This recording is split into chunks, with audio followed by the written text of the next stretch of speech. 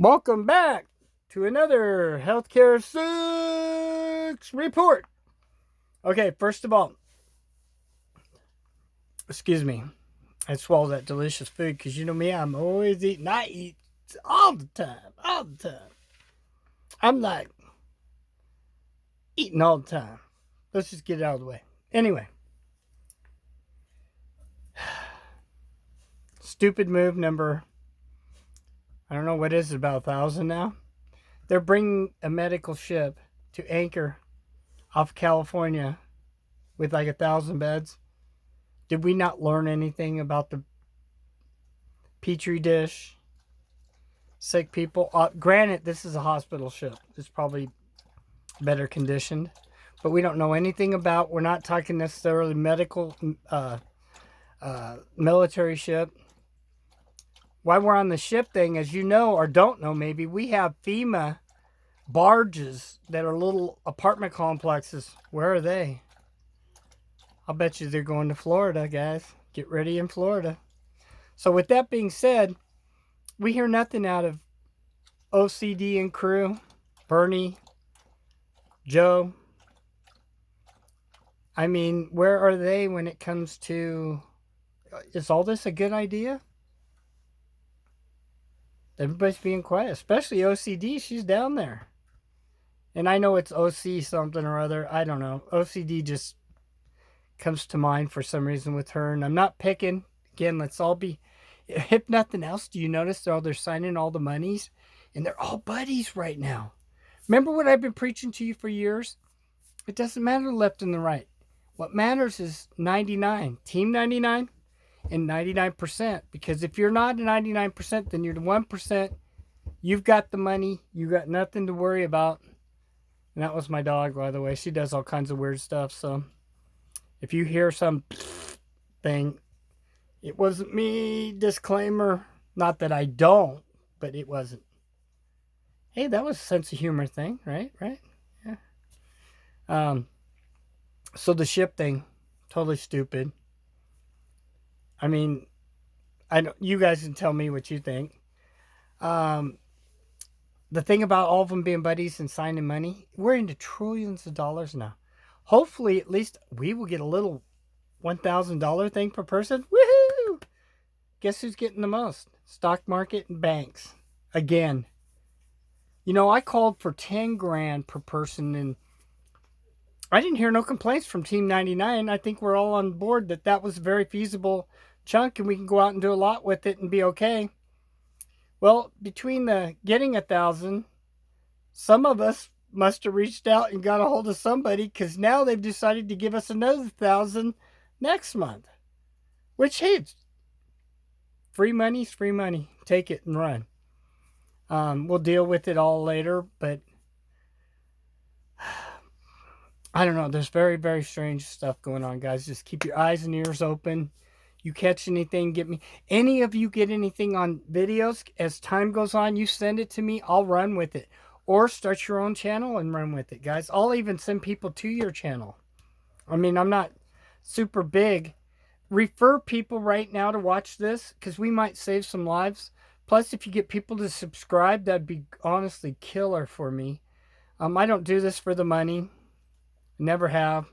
Never will. I do it for the free clothes. Remember I said, send me a concert shirt, or send me a concert hat, or some cool hat, and I'll wear it, and that is that. Hey, that's not bad, right? I'll add some music next time. So let's jump into this. Let's watch Squiggly Guy, and we'll go through some of this. Whether you like Tucker or not, it's just like when I put Maddo on the other night, or I put NSNBC or CNN. It's like, again, I'm just showing you guys what's out there. So frame in mind what we're watching. It's so we can learn. It doesn't mean it's real. And with that, we use the Fair Use Act, and that thing is real. Okay, but we know better, don't we? Here we go. Let me shut up. Shut up! Healthcare, you suck! Yeah. I'm not sending nothing to you. It's over here anyway if you guys decide you do. Want to. You can.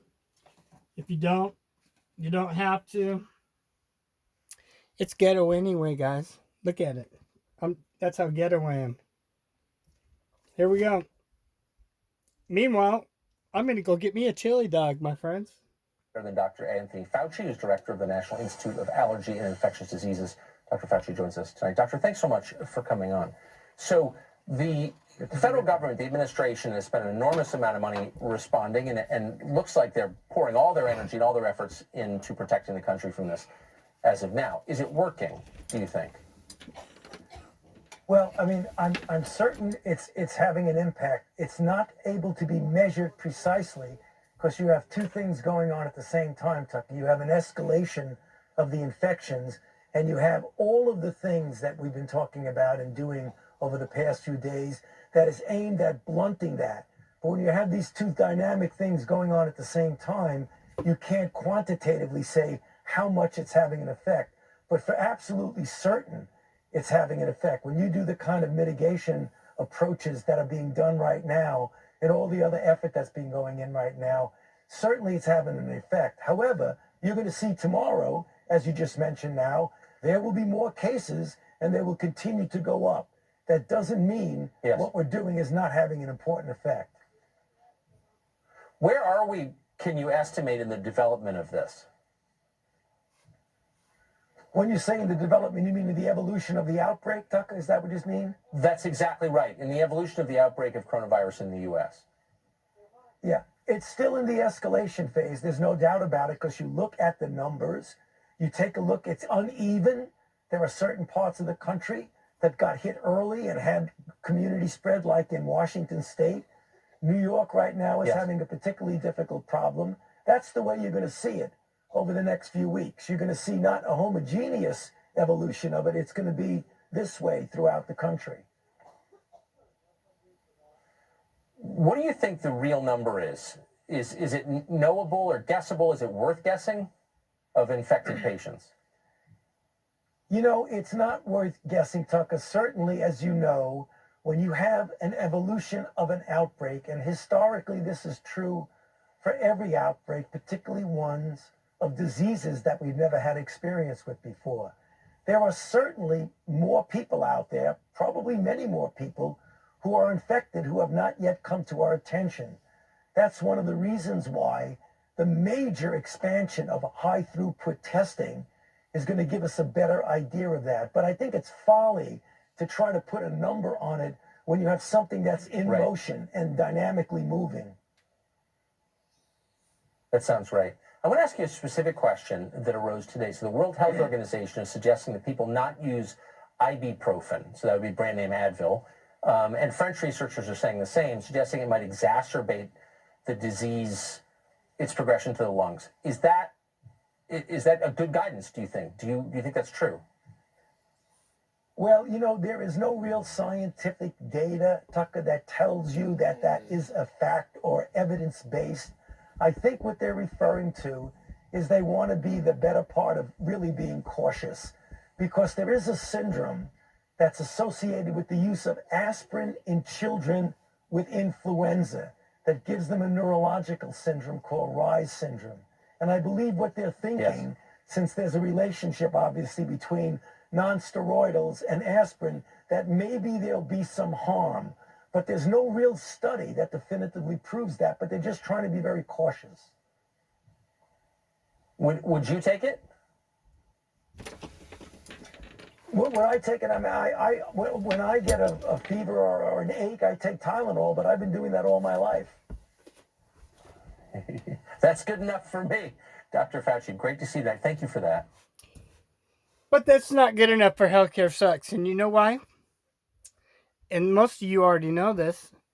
When you're trying to break a fever, we always get suggested to alternate Advil, ibuprofen, and Tylenol back and forth to break a fever. Very odd. Very odd. Another thing, they always try to push ibuprofen down our throats, which personally I can't take it. But that's beside the point. I have given both of them combinations to my children and my ex. And and it does work to break fevers, alternating. So if we're not allowed to do ibuprofen, does that mean opiates are back on the table again? Do we get to have opiates again? Say it ain't so. I mean, we've heard the opiate farce. That's another thing for another story, guys. You know how I feel if you watch this. If you're new, I have more than enough evidence to show it's a farce, and they've milked billions of dollars, and literally not much of it has gone to really help people. While many people have suffered and died, and they've caused people to relapse. And not only did they take the opiates, they take the benzos and the other ones for mental health, and now we have a crisis. And if you think you know about mental health, most likely you don't. If you've worked with it or you have somebody living with you in your household, hats off, because you know what the hell I'm talking about. It takes years sometimes to get a regimen, and you might have to adjust it, but it takes, with all the fakey, hokey dokey mental ill drugs, at least one benzo to kick it in and to work when people are having an onset of an episode.